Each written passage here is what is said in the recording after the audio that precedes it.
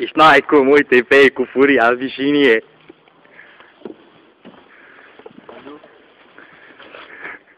Uite un adevărat șofer cu furia. Dă-i talpă, frate.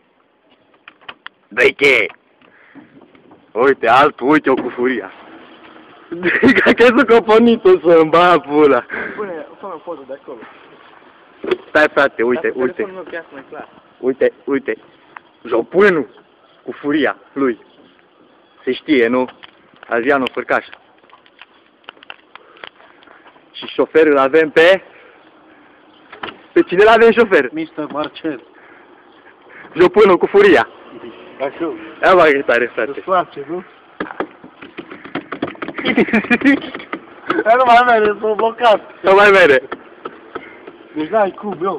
Nu mai funcționează nici o chestie. Fă-mi o poză.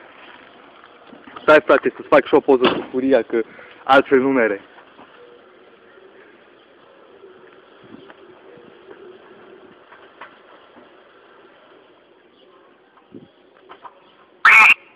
Pe s-a făcut, frate, o poză. Să te vadă lumile cu furia. Deci n-ai cum.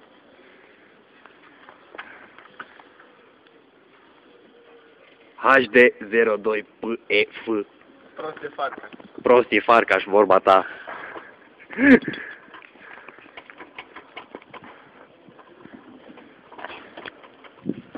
Uite jupânul cum.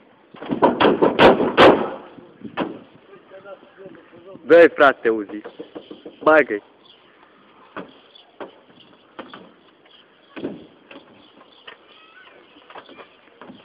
Că se dici pe cal.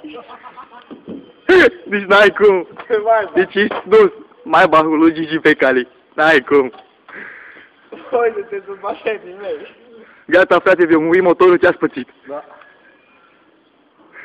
Eu stai la